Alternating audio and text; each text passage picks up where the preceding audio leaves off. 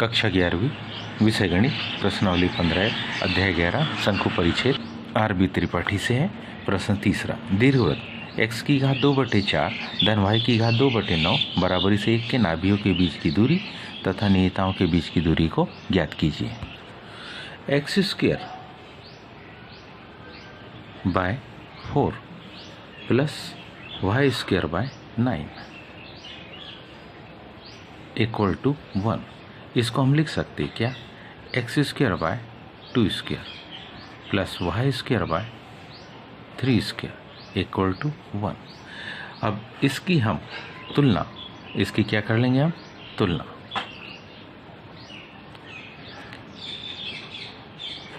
इसकी हम तुलना करेंगे। हमारे पास मानक समीकरण है x² बटे a² प्लस y² बटे b² बराबरी से 1 से करने पर इसकी तुलना हम इससे करेंगे।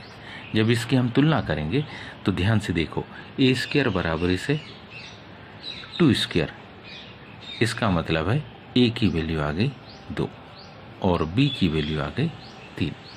ध्यान दे तो हम पाते हैं क्या, क्योंकि यहाँ b जो है 3 है और a जो है 2 है, इसका मतलब ये b किससे बड़ा है, a से।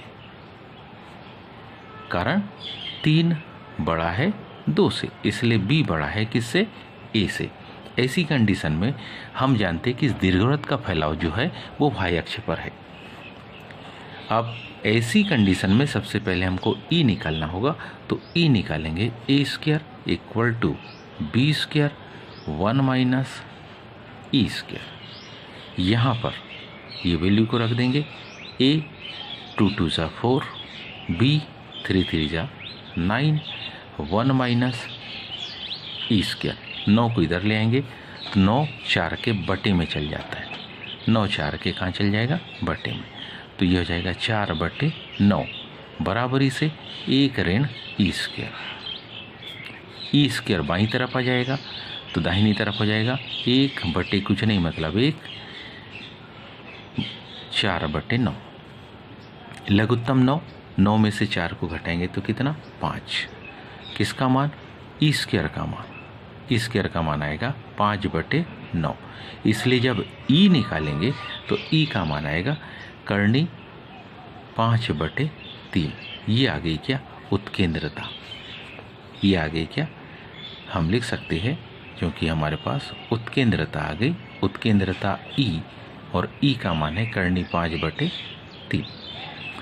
अब नाभियों के बीच की दूरी, क्योंकि फैलाव इसका y अक्ष पर है इसलिए इसकी नाभियाँ y अक्ष पर होगी, तो नाभियों के बीच की अगर हम क्या देखें, दूरी देखें, नाभियों के बीच की दूरी किसके बराबर, 2b e के बराबर। मतलब 2 गुणित b का मान है 3 और e का मान है करनी 5/3। 3 से 3 क्या हो गया, कट गया। तो नाभियों के बीच की दूरी आ गई 2 करनी 5 इकाई। नियताओं के बीच की दूरी आगे हमको लिखना है, तथा नियताओं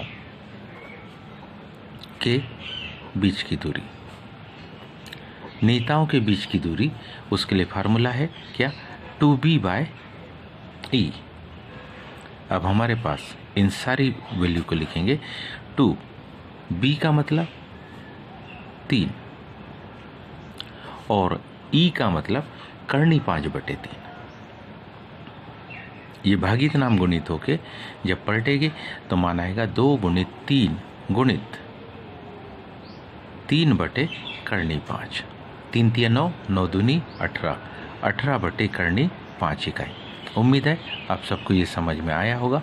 आज के लिए इतना ही, शेष कल। धन्यवाद।